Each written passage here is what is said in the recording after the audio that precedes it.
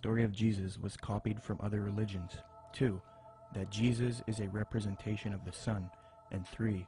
That Jesus ushered in the age of Pisces. It makes sense why theosophists would spread these views, because they want a world system for the age of Aquarius, and in discrediting Christianity and connecting Jesus to astrology, they can get apostate Christians on board. But why then does Zeitgeist spread this propaganda?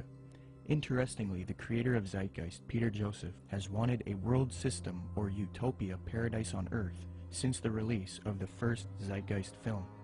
And as far as the spiritual aspect of life, you know, we're all pure spirituality. Of course there's something outside of understanding, because we're just a fragment inside this larger whole. I end Zeitgeist with a very positive note. We're talking about the consciousness, the whole consciousness, because you can scientifically orient yourself and even more importantly, spiritually orient yourself into a collective consciousness to realize that we're all one organism. And the moment people stop dividing themselves up and generating religious division, political division, the moment people stop fighting amongst themselves is the moment paradise will dawn. Similarly, Zeitgeist's main source, Acharya S., has advocated the new age of Aquarius that the elitist theosophists and Freemasons await in her 1999 work, The Christ Conspiracy, quote, "But the future is now, and the maneuvers are being unveiled. As far as Christianity's role in this new age," Carpenter states, quote, "Christianity, therefore, as I say, must either now come frankly forward and acknowledge its parentage from the great order of the past, seek to rehabilitate that, and carry mankind one step forward in the path of evolution, or else it must perish. There is no alternative." Despite the vilification of the so-called New Age movement, the fact is that we are entering into a new age. The age referred to in the gospel tale is that of Pisces, and through contrivance and duplicity, coercion and slaughter, the fish god Jesus, the Piscean solar avatar, has indeed been with us. But now it is the close of the age, and his time is over. As Hancock says, we live today in an astrological no man's land, at the end of the age of Pisces, on the threshold of the new age of Aquarius. Traditionally, these times of transition between one age and the next have been regarded as ill-omened. Ill-omened verily, as the ongoing destruction of the earth and the endless warfare over ideology will indeed produce the Armageddon so long awaited and planned by those who cannot live for today but must look towards an afterlife. By realizing the cultural unity revealed behind the Christ conspiracy, however, humanity can pull together and prevent this fall to create a better world.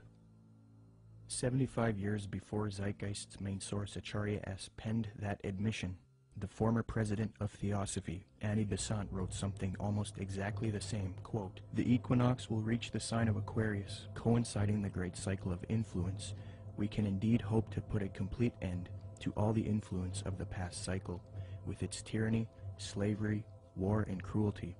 This is one of the great transitional epochs, and the karma before humanity as a whole, and to every group in particular, is to reform itself from slavery, female subjection, war, and cruelty, and establish a civilization based on humanness and interest in spiritual matters." New Age author Gail Fairfield explains what is expected for the supposed upcoming age of Aquarius. She states, quote, "The sign of Aquarius is the sign of focused concepts. It concentrates intently on developing its ideas and then applies them to the betterment of humankind. It has talent for rapidly correlating all the information available into a political, ethical, spiritual, technological system.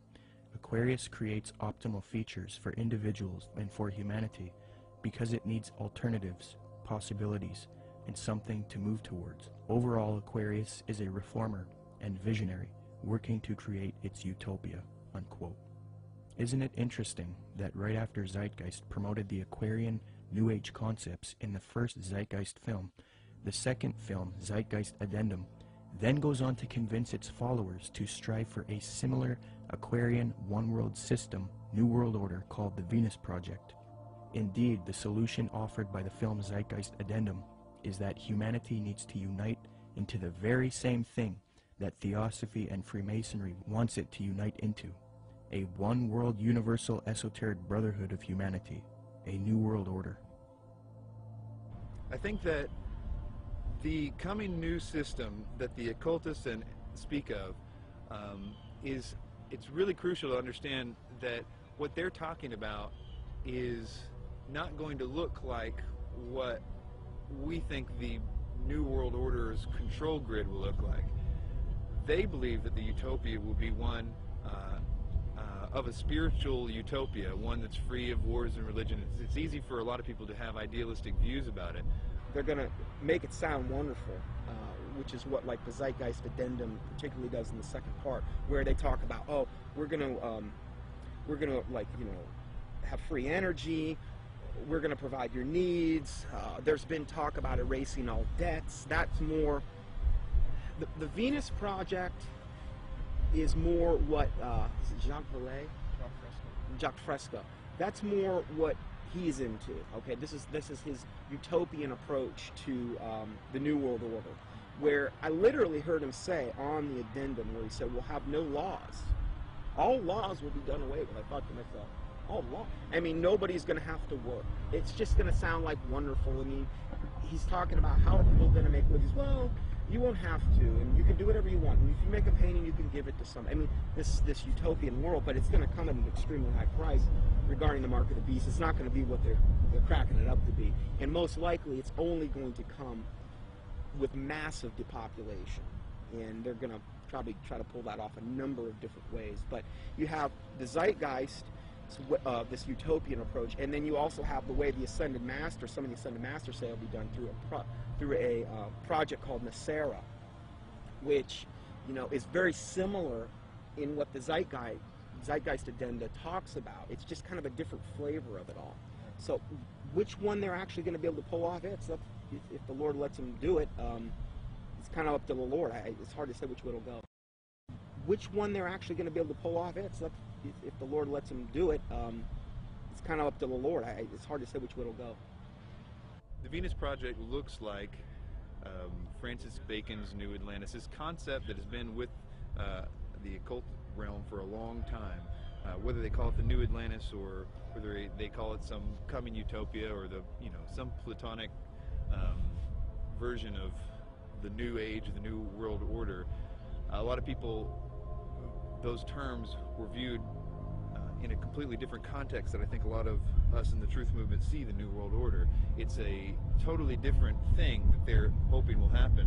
And I think that we can be in danger if we think that the New World Order is just going to be a police state control grid, which I think it will be, but I think it will be in the context of a lot of supernatural things going on.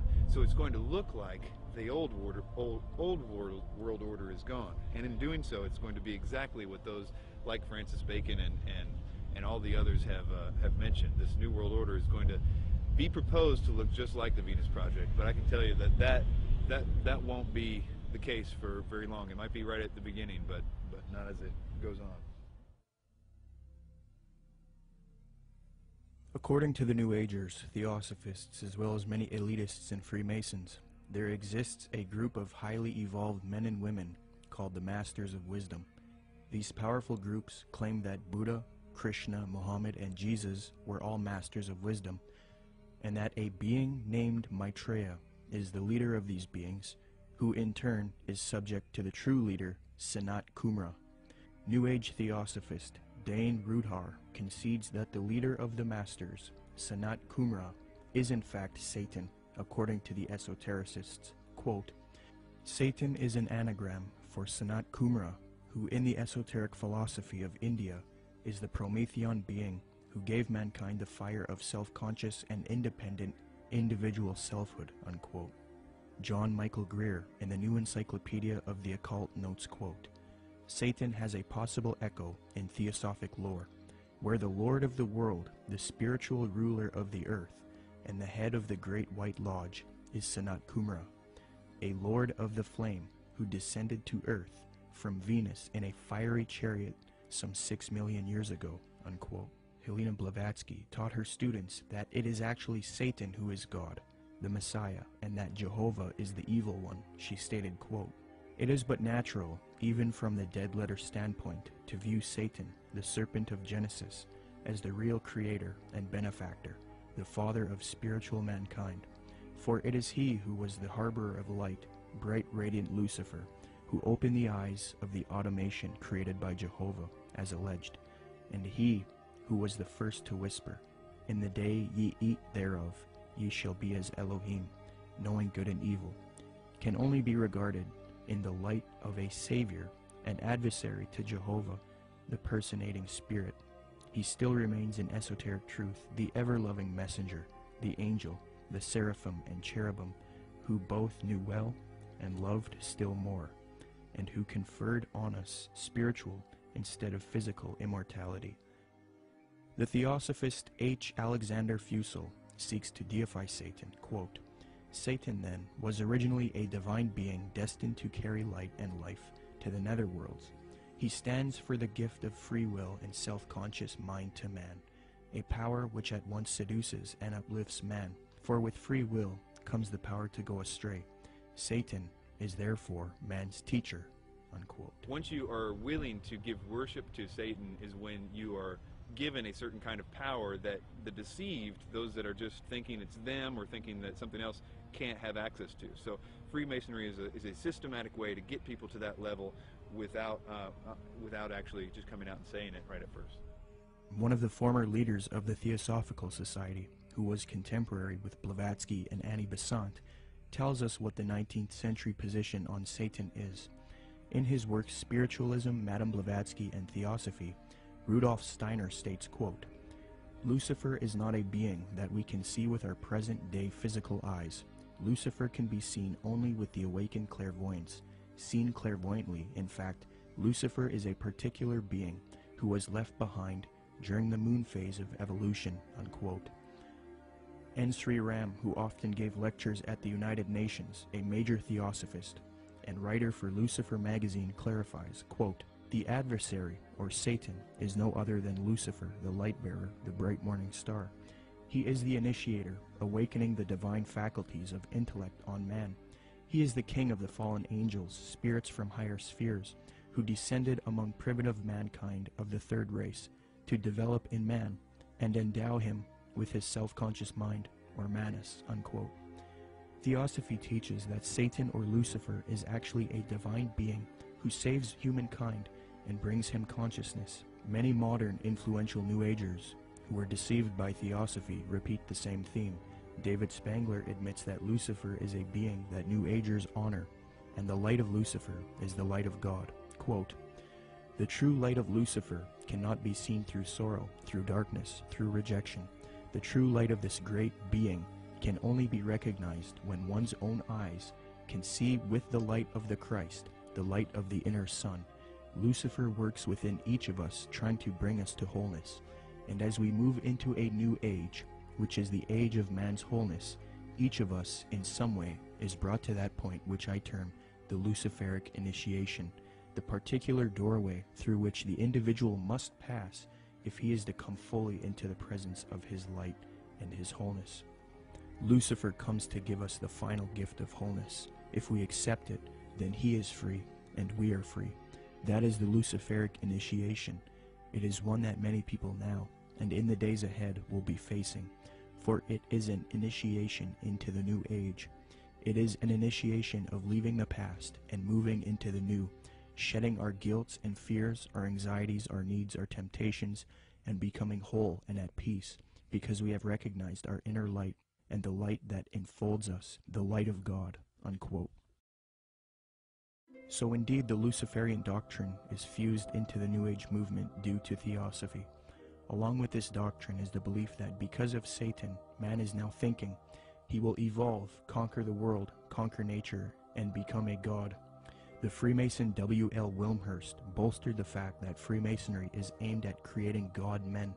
The purpose of initiation is attaining godhood, he states, quote, The height of the lodge, even as high as the heavens, implies the range of consciousness possible to us. When we have developed our potentialities to the full is infinite. Man who has sprung from the earth and developed through the lower kingdoms of nature to his present